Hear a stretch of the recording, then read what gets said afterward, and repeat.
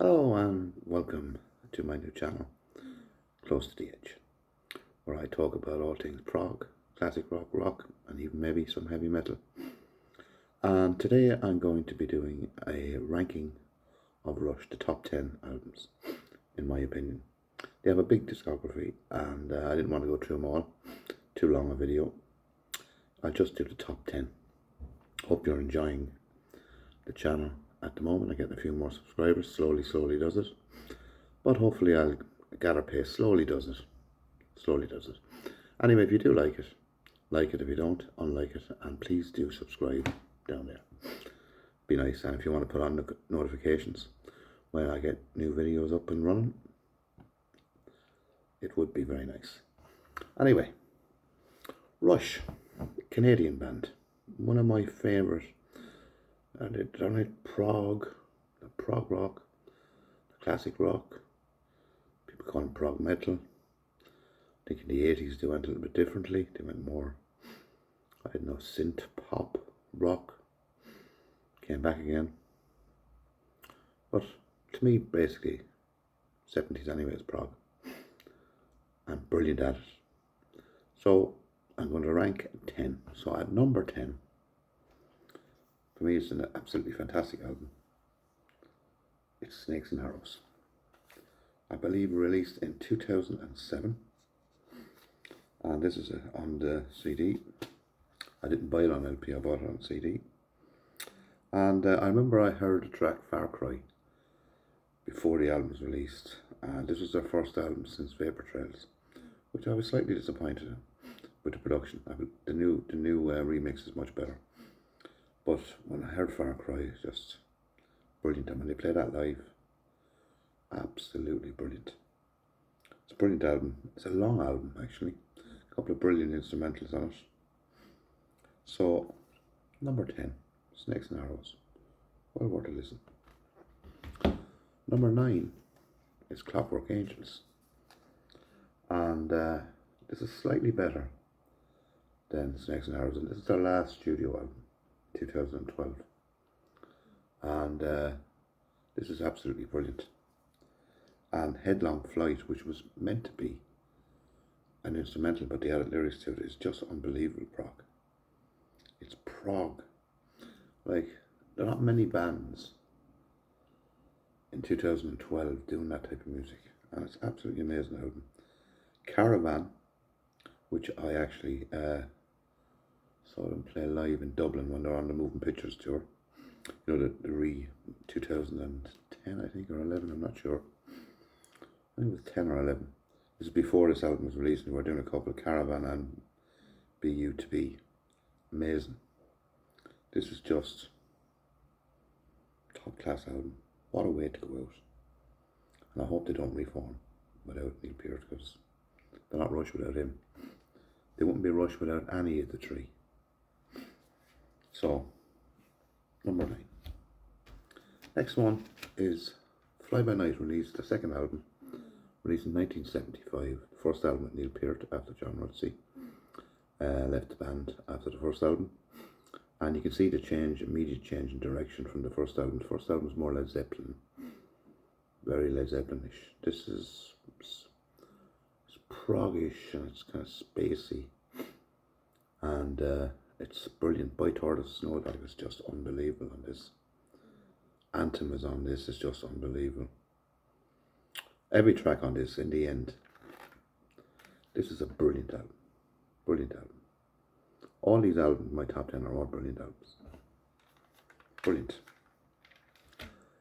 At number 7 is Caress of Steel. Now this album kind of could have broken up the band, because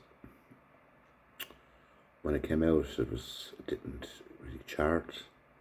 Record company didn't want to know him. But when you hear the Necromancer on this, that's prog at its best. Like, that is just unbelievable. I love that track. Actually, I love most of this album. Actually, I love all of it. Actually, Bastille, Think I'm Going Bald, which is kind of funny. Like myself, I am going bald. You know, I think the Fountain of Lament, the whole side, Second, brilliant. I think this is a very underrated album. And Rush at their best. But of course they could have broke up after because no one wants to know them.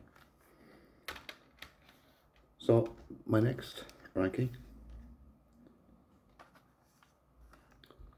This is number 6.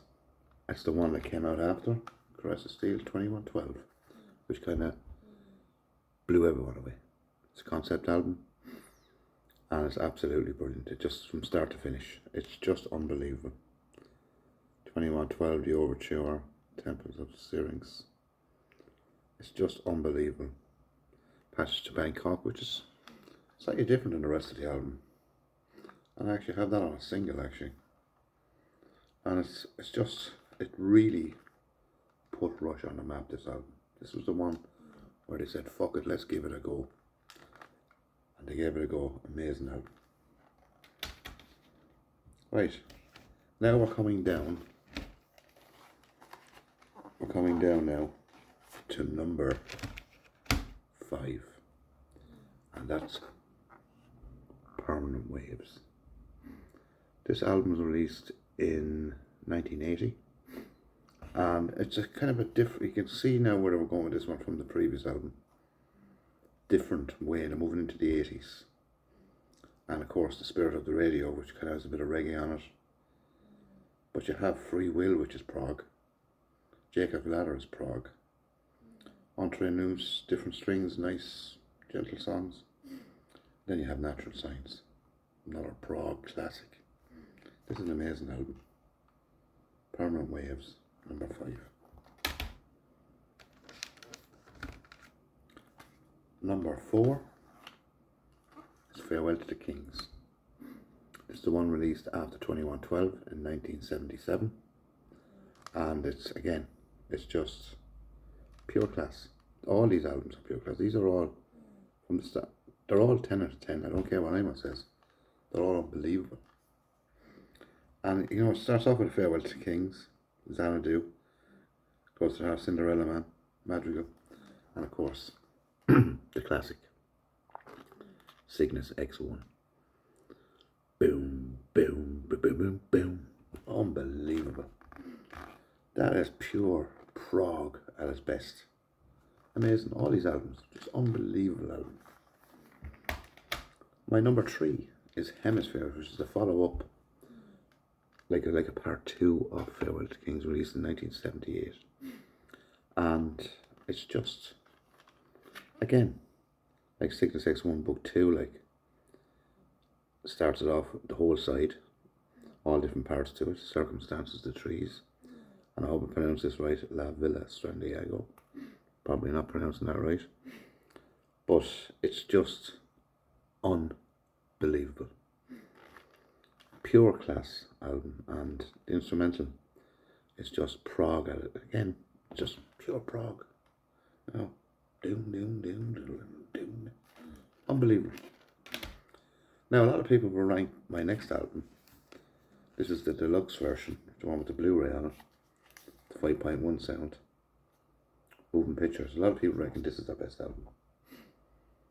And of course, they won't be wrong. Whatever album you pick out of them to be their best at 10, and you still won't be wrong. And even you pick 1 or 2 more, you still wouldn't be wrong.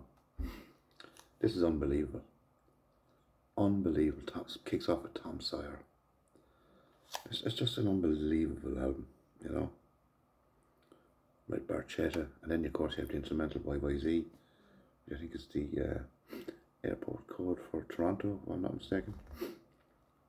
And Limelight, and then of course one of the greatest tracks of all time by any band, The Camera Eye. I've seen them play that live in Dublin. And Witch Hunt and Vital Signs. It's just pure. That's like, they say it's their best, but it's not my favourite. I love it though. So it's not between any of these. But my number 1 and my favourite album is Signals. And I remember when I heard this album, we were at a gig here. I'm here in Ireland, in Waterford. A group called Mama's Boys. I don't know if anyone ever remember Mama's Boys. They're playing a place called the Showboat. and they played this album. We hadn't heard this album. And when we heard this album in 1982, all of my mates, blew us away. Blew us away. And still, this album still blows me away. Yes, it's keyboard dominated. Right, I'd like a remix of this actually. Maybe bring up the guitars on it.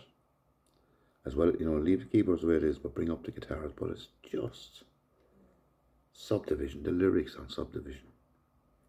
The Analog Kid, Chemistry, Digital Man, The Weapon, New World Man. Bit of, people say it's like The Police. Losing It with, oh, fantastic, the fantastic violin on that. And then Countdown with the shuttle, space shuttle. The count, it's just, I love this album. I like play it all the time. It's an amazing album, utterly amazing. That's my number one, released in 1982, Signals.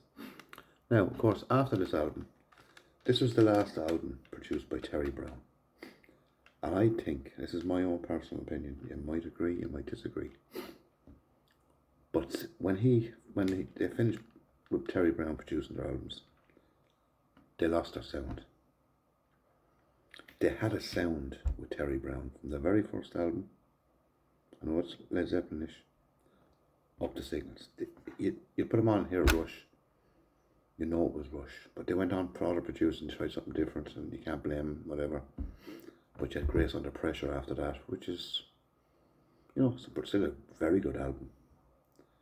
I think they went downhill, in my opinion, they went downhill. They had Power Windows after that, which is not as good as Grace Under Pressure. I just,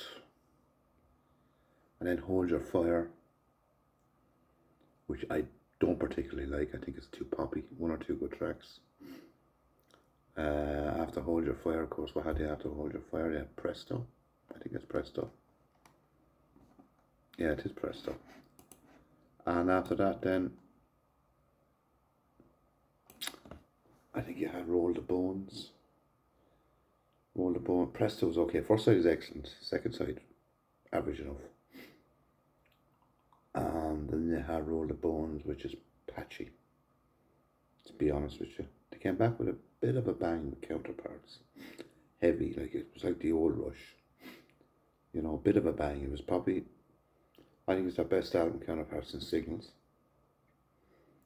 And then they had Test for Echo, which I was never happy. I remember when it came out. Never happy with the album. Yeah, there's some good tracks on it. You know, Vapor Trails then. Of course, that was, they came back after Neil Pearce. You know, he lost parts of his family. He lost his whole family, actually.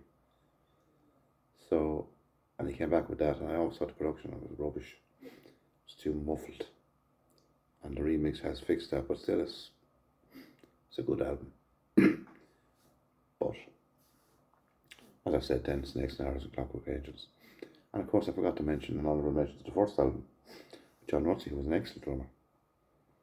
And that's an excellent album for a kick-off. But it wasn't Rush as we know it. But anyway, that's what I think of Rush, one of the greatest prog rock bands of them all. Canadian band, absolutely brilliant. If you agree with me, thumbs up. If you don't, dislike it. And please do subscribe. And hopefully I'll have another video very soon.